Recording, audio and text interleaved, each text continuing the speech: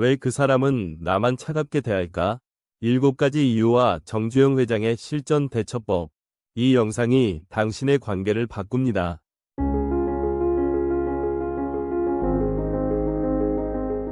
여러분, 사람들과 일하다 보면 유독 나에게만 차갑게 구는 사람이 있습니다. 분명 다른 사람들한테는 웃으면서 대하는데 나만 보면 표정이 굳어지고 말투가 싸늘해지는 그런 사람 말입니다. 나는 정주영입니다. 현대그룹을 일으켜 세우면서 수많은 사람들을 만났습니다.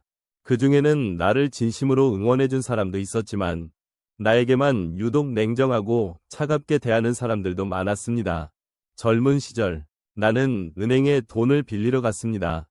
당시 은행 직원은 내 사업계획서를 보지도 않고 차갑게 말했습니다. 우리 은행은 당신 같은 사람한테 돈을 빌려줄 수 없습니다. 그때 나는 깨달았습니다. 저 사람의 냉정함 뒤에는 무언가 이유가 있다는 것을 말입니다. 오늘 이 영상에서는 왜 어떤 사람들은 나에게만 차갑게 구는지 그 이유 7가지를 정확히 짚어드리겠습니다. 그리고 각각의 상황에서 어떻게 대처해야 하는지 내가 평생 경영하면서 체득한 실전 원칙들을 낱낱이 공개하겠습니다. 이 영상을 끝까지 보시면 여러분은 더 이상 타인의 냉정한 태도에 상처받거나 흔들리지 않게 될 것입니다. 자, 그럼 첫 번째 이유부터 시작하겠습니다. 첫 번째는 질투와 열등감입니다. 여러분이 생각하는 것과 달리 그 사람이 나를 차갑게 대하는 이유는 내가 가진 돈이나 지위 때문이 아닙니다. 그들이 정말 두려워하는 것은 바로 나의 가능성입니다. 포기하지 않는 나의 태도, 계속 도전하는 나의 모습이 그들의 마음속 깊은 곳에 있는 열등감을 자극하는 것입니다. 1970년대 초반, 현대건설이 막 중동 진출을 준비하던 시절이었습니다. 한 선배 경영인이 나에게 이렇게 말했습니다. 정 사장, 중동? 거기는 우리가 갈 곳이 아니야. 그냥 국내에서 안전하게 하지 뭐하러 그런 모험을 해. 그의 말투는 걱정이 아니라 비아냥이었습니다. 여러분께 구독과 좋아요 버튼을 꼭 눌러주시길 부탁드립니다. 이런 인생의 지혜를 나누는 일은 여러분의 응원이 있어야 계속될 수 있습니다. 댓글로 여러분의 경험도 들려주십시오. 나중에 안 사실입니다만 그 선배도 중동 진출을 생각했다가 포기했던 사람이었습니다. 내가 그 길을 가려 하니 자기 포기가 떠올라 불편했던 것입니다. 이것이 바로 질투와 열등감의 정체입니다. 그들은 나를 싫어하는 게 아닙니다. 나를 통해 자신의 한계를 보게 되는 것이 괴로운 겁니다. 그렇다면 어떻게 대처해야 합니까? 간단합니다. 비교하지 말고 묵묵히 결과를 만들어내십시오. 말로 싸우지 마십시오. 시간과 성과로 증명하십시오. 나는 그 선배의 말에 대꾸하지 않았습니다. 그냥 중동에 가서 일을 해냈습니다. 몇 년 후 그분은 내게 축하한다고 말했습니다. 그때는 이미 냉정함이 존경으로 바뀌어 있었습니다. 여러분, 질투하는 사람과 싸울 필요 없습니다. 그저 여러분의 길을 가십시오. 결과가 모든 것을 말해줄 것입니다. 두 번째 이유는 지배욕과 마운팅입니다. 세상에는 어떻게든 나는 위, 너는 아래라는 서열 구조를 확인하고 유지해야만 직성이 풀리는 사람들이 있습니다. 이들은 상대방이 위축되는 모습에서 쾌감을 얻습니다. 1980년대 중반, 나는 한 대형 프로젝트를 위해 정부 고위 관료와 회의를 한 적이 있습니다. 그 자리에서 그는 일부러 어려운 경제 용어들을 늘어놓으며 나를 무시하려 했습니다. 정 회장, 이 프로젝트의 NPV와 IRR을 어떻게 보십니까? 캐시플로우 디스카운트 모델로 분석해 보셨습니까? 물론 나는 그 용어들을 알고 있었습니다. 하지만 그가 원하는 것은 답이 아니었습니다. 그는 내가 당황하고 주눅드는 모습을 보고 싶었던 것입니다. 이런 유형의 사람들은 본질적으로 불안합니다. 자신의 위치가 흔들릴까 두려워서 끊임없이 타인을 눌러야 안심하는 것입니다. 그날 나는 그에게 이렇게 말했습니다. 관료님, 용어는 중요하지 않습니다. 중요한 것은 이 사업이 나라에 얼마나 도움이 되느냐입니다. 숫자로 보여드리겠습니다. 나는 감정을 배제하고 오로지 사실과 숫자로만 대응했습니다. 그러자 그의 태도가 바뀌었습니다. 마운팅형 인간에게는 감정으로 맞서면 안 됩니다. 그들이 원하는 것이 바로 여러분의 감정적 반응이기 때문입니다. 화를 내거나 변명하는 순간 여러분은 그들의 게임에 끌려가는 것입니다. 대신 이렇게 하십시오. 첫째, 감정을 완전히 배제하십시오. 둘째, 사실과 논리로만 대응하십시오. 셋째, 필요한 것만 요청하고 나머지는 무시하십시오. 넷째, 단호하게 기준을 세우십시오. 이렇게 하면 그들은 여러분이 만만한 상대가 아니라는 것을 깨닫고 다른 먹잇감을 찾아 떠납니다. 나는 평생 많은 마운팅형 인간들을 만났습니다. 처음에는 그들이 나를 무시했지만 시간이 지나면서 그들은 하나둘 사라졌습니다. 왜냐하면 나는 그들의 게임에 참여하지 않았기 때문입니다. 여러분, 기억하십시오. 상대가 여러분을 아래로 끌어내리려 할 때 여러분은 그 줄을 잡지 마십시오. 그냥 여러분의 일을 하십시오. 그것이 가장 강력한 대응입니다. 서열을 확인하려는 사람에게는 아예 서열 게임에 참여하지 않는 것.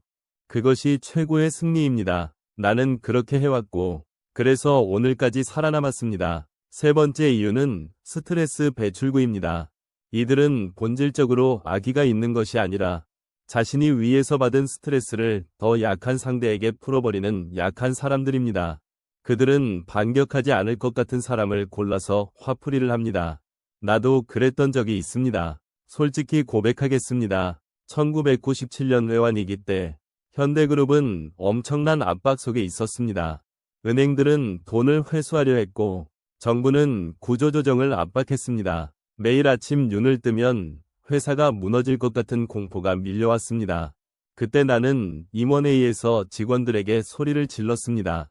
도대체 뭘 한 거야? 이런 보고서를 가져와? 다시 해. 지금 생각해보면 그들의 잘못이 아니었습니다. 나는 그저 내가 받은 압박을 그들에게 쏟아부은 것입니다. 그날 밤 나는 한 직원이 화장실에서 울고 있는 것을 봤습니다. 그제야 나는 깨달았습니다. 내가 약한 사람이었다는 것을 말입니다. 진짜 강한 사람은 자기 감정을 통제합니다. 약한 사람은 타인에게 감정을 쏟아붓습니다. 스트레스 배출구형 사람을 만났을 때는 3단계로 대응하십시오. 첫 번째는 흘려보내는 것입니다. 한두 번은 그럴 수 있다고 생각하고 넘어가십시오. 상대도 힘든 시기를 겪고 있을 수 있습니다.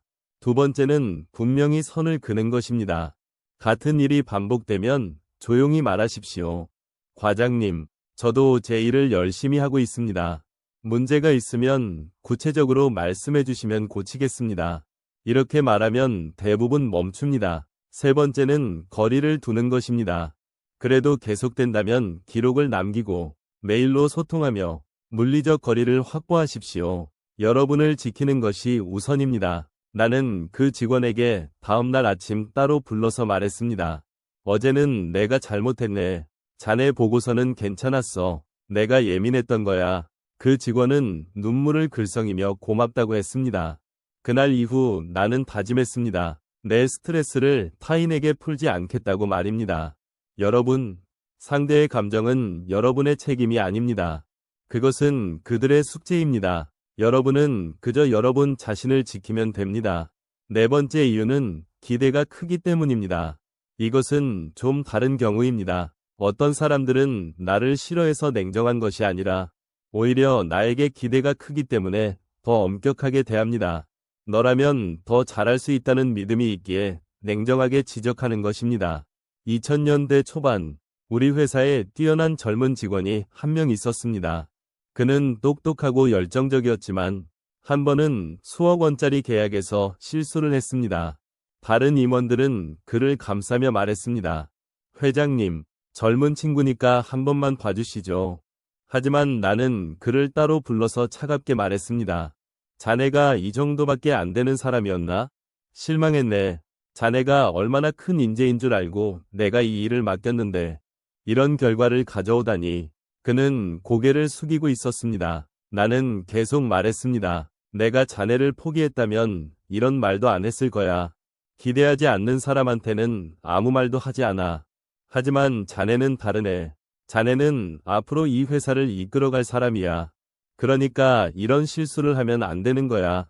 그 직원은 눈물을 흘렸습니다. 그리고 그날 이후 정말 달라졌습니다. 지금 그는 우리 회사 임원입니다. 여러분, 냉정함은 때로 미움이 아니라 믿음의 다른 얼굴입니다. 누군가 여러분에게 엄격하게 대한다면 한 번쯤은 생각해 보십시오. 저 사람이 나를 믿기 때문에 더 높은 기준을 요구하는 것은 아닐까 하고 말입니다. 진짜 위험한 것은 차가운 말이 아니라 아무 말도 하지 않는 무관심입니다. 상사가 여러분을 질책한다는 것은 아직 여러분에게 투자할 가치가 있다고 보는 것입니다. 정말 포기한 사람에게는 말조차 아깝습니다.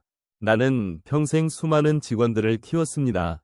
그중 내가 가장 엄하게 대했던 사람들이 결국 가장 큰 인물이 되었습니다. 왜냐하면 그들은 내 냉정함 뒤에 있는 기대를 읽어냈기 때문입니다. 여러분도 그런 사람이 되십시오. 다섯 번째 이유는 공감 능력이 제로인 자기중심형입니다. 이들은 상대의 입장을 전혀 고려하지 않으며 오직 자기 생각과 이익만이 최우선입니다. 그들에게 타인은 감정을 가진 인격체가 아니라 자신의 목적을 위한 도구일 뿐입니다. 1980년대 후반, 나는 정부 고위 관계자와 큰 마찰을 빚었습니다. 당시 현대는 반도체 사업 진출을 준비하고 있었습니다. 하지만 그 관계자는 나라 전체를 위해서는 현대가 희생해야 한다고 말했습니다. 정 회장, 반도체는 삼성이 하게 하시오. 현대는 자동차와 건설이나 하시오. 국가 자원을 효율적으로 배분해야 하지 않겠소? 그의 말투에는 일말의 미안함도 없었습니다. 그는 진심으로 자기 판단이 옳다고 믿었고 내 입장 같은 것은 안중에도 없었습니다. 나는 그날 깨달았습니다. 이런 사람들은 공감이라는 개념 자체가 없다는 것을 말입니다. 그들의 머릿속에는 오직 자기 논리와 자기 이익만 있습니다. 타인의 고통이나 입장은 그들의 계산식에 들어가지 않습니다. 이런 유형을 만났을 때는 진심을 알아줄 것이라 기대하지 마십시오. 아무리 설명해도 소용없습니다. 그들은 듣지 않습니다. 대신 이렇게 하십시오. 첫째, 감정이 아닌 문서와 기록으로 대응하십시오. 모든 것을 시스템화하십시오. 둘째, 명확한 거리를 유지하십시오. 개인적인 관계를 기대하지 말고 업무적으로만 소통하십시오. 셋째, 에너지를 빼앗기지 마십시오. 그들을 바꾸려 하지 말고 그저 관리하십시오. 나는 그 관계자와 정면으로 싸우지 않았습니다. 대신 조용히 반도체 사업을 추진했습니다. 그리고 결국 성공했습니다. 그는 여전히 자기가 옳다고 생각할 것입니다. 하지만 중요한 것은 그의 생각이 아니라 내 결과였습니다. 여러분, 자기중심적인 사람을 바꾸려 하지 마십시오. 그것은 시간 낭비입니다. 그저 여러분의 길을 가십시오. 그리고 그들로부터 여러분을 보호하십시오. 그것으로 충분합니다. 여섯 번째 이유는 단순한 오해와 소통 부족입니다. 이것은 사실 가장 흔한 경우입니다. 누구의 악의도 없이 그저 말이 어긋나서 생긴 일입니다. 방향만 정하자는 말이 결과까지 내자로 오해되는 순간 서로 서운함이 쌓이고 관계는 차가워집니다. 1970년대 중동 공사 시절, 나는 현장 소장에게 공사 방향에 대해 지시했습니다. 이번 공사는 품질을 최우선으로 하게. 속도보다 정확성이다. 그런데 몇 주 후 현장을 방문했더니 공사가 거의 진행되지 않았습니다. 나는 화가 났습니다. 내가 뭐라고 했나? 품질을 우선하라고 했지 아예 멈추라고 했나? 소장은 억울한 표정으로 말했습니다. 회장님께서 속도보다 정확성이라고 하셔서 저는 하나하나 완벽하게 확인하면서 하고 있었습니다. 그제야 나는 깨달았습니다. 내 지시가 불명확했고 그는 나름대로 최선을 다하고 있었다는 것을 말입니다. 이런 오해는 누구나 겪습니다. 문제는 오해가 생겼을 때 확인하지 않고 그냥 넘어가는 것입니다. 그러면 서운함이 쌓이고 관계는 점점 차가워집니다. 나는 그날 이후 규칙을 하나 만들었습니다. 모든 중요한 지시는 반드시 복귀하도록 하는 것입니다. 내가 지시를 내리면 상대방은 자기가 이해한 내용을 다시 말해야 합니다. 이렇게 하면 오해의 90%는 사전에 막을 수 있습니다. 여러분도 누군가와 관계가 어색해졌다면 이렇게 해보십시오. 제가 혹시 잘못 이해한 부분이 있을까요? 이 한마디면 됩니다. 이 말은 상대방을 탓하는 것이 아니라 내가 확인하고 싶다는 의도를 담고 있습니다. 대부분의 경우 상대방도 오해가 있었음을 깨닫고 풀립니다. 나는 그 소장에게 말했습니다. 내 지시가 명확하지 못했네. 품질을 중시하되 공정은 계속 진행하라는 뜻이었어. 다음부터는 내가 더 구체적으로 말하겠네. 그는 고개를 끄덕였고 관계는 다시 회복되었습니다. 여러분, 관계는 화로 풀리는 것이 아니라 확인으로 풀립니다. 오해는 누구에게나 생깁니다. 중요한 것은 오해를 방치하지 않는 것입니다. 7번째 이유는 가장 듣기 불편하지만 중요한 이야기입니다. 때로는 문제의 원인이 나 자신일 때가 있습니다. 나의 말투나 태도가 상대의 냉정한 반응을 유발했을 수 있습니다. 이것을 인정하는 것은 쉽지 않습니다. 하지만 진짜 강한 사람은 자기 잘못을 인정할 줄 압니다. 2005년경 나는 한 팀장의 보고서를 받았습니다. 그 보고서는 나름 열심히 만든 것이었지만 나는 그날 컨디션이 좋지 않았습니다. 이게 뭔가? 이런 걸 보고서라고 가져왔나? 다시 해. 나는 무심하게 보고서를 던졌습니다. 그 팀장의 표정은 지금도 기억납니다. 완전히 무너진 얼굴이었습니다. 그날 이후 그는 나를 피하기 시작했습니다. 보고서도 최소한으로만 올리고 눈도 잘 마주치지 않았습니다. 나는 처음에 그가 삐진 거라고 생각했습니다. 하지만 시간이 지나면서 깨달았습니다. 내가 그의 자존심을 무너뜨렸다는 것을 말입니다. 나는 그를 따로 불렀습니다. 그날 내가 한 말, 좀 심했네. 자네 보고서 나쁘지 않았어. 내가 그날 예민했던 거야. 미안했네. 그는 놀란 표정으로 나를 보았습니다. 아마 내가 사과할 거라고는 예상하지 못했을 것입니다. 그날 이후 우리 관계는 회복되었습니다. 여러분, 사람은 칭찬 한마디에 10번을 더 뛰고 무심한 말 한마디에 10번을 접습니다. 내가 던진 말 한마디가 상대방에게는 칼이 될 수 있습니다. 누군가 나에게 차갑게 대한다면 먼저 점검해 보십시오. 내가 그 사람에게 상처가 되는 말을 한 적은 없는지, 무심하게 대한 적은 없는지 말입니다. 잘못을 인정하는 것은 패배가 아닙니다. 오히려 관계를 다시 설계하는 기술입니다. 진짜 강한 사람은 미안하다고 말할 줄 압니다. 나는 평생 수많은 실수를 했습니다. 그중 많은 것이 사람과의 관계에서 생긴 것입니다. 하지만 나는 배웠습니다. 내 잘못을 인정하고 사과하고 관계를 회복하는 법을 말입니다. 여러분도 그렇게 하십시오. 이제 마지막입니다. 지금까지 말한 모든 유형을 관통하는 실전 대처 원칙 4가지를 정리하겠습니다. 첫째, 상대의 감정에 흔들려 주도권을 잃지 마십시오. 누군가 여러분에게 차갑게 대한다고 해서 여러분까지 감정적으로 반응하면 안 됩니다. 그 순간 주도권은 상대방에게 넘어갑니다. 냉정함에는 더 큰 냉정함으로 대응하는 것이 아니라 중심을 지키는 평정심으로 대응해야 합니다. 둘째, 감정이 아닌 구조로 대응하십시오. 구조란 논리이고 사실이고 시스템입니다. 상대가 감정적으로 대하더라도 여러분은 사실과 논리로만 말하십시오. 이 일의 목표는 무엇입니까? 지금 필요한 것은 무엇입니까? 이렇게 구조로 대화를 끌고 가면 감정의 늪에 빠지지 않습니다. 셋째, 사람의 기억이 아닌 기록을 믿으십시오. 말은 흐릿해지지만 기록은 남습니다. 중요한 대화는 반드시 메일이나 문서로 남기십시오. 나중에 오해가 생겼을 때 기록이 여러분을 지켜줄 것입니다. 나는 평생 모든 중요한 결정을 문서로 남겼습니다. 그 덕분에 수많은 분쟁에서 살아남을 수 있었습니다. 넷째, 때로는 물러나 거리를 두는 용기를 가지십시오. 모든 관계를 지킬 필요는 없습니다. 어떤 사람들은 여러분의 에너지를 빼앗기만 합니다. 그런 사람들과는 과감히 거리를 두십시오. 이것은 도망이 아니라 스스로를 지키는 경영입니다. 나는 평생 수많은 사람들을 만났습니다. 그중 어떤 사람들은 나를 따뜻하게 대했고 어떤 사람들은 차갑게 대했습니다. 하지만 결국 중요한 것은 상대의 태도가 아니라 나의 태도였습니다.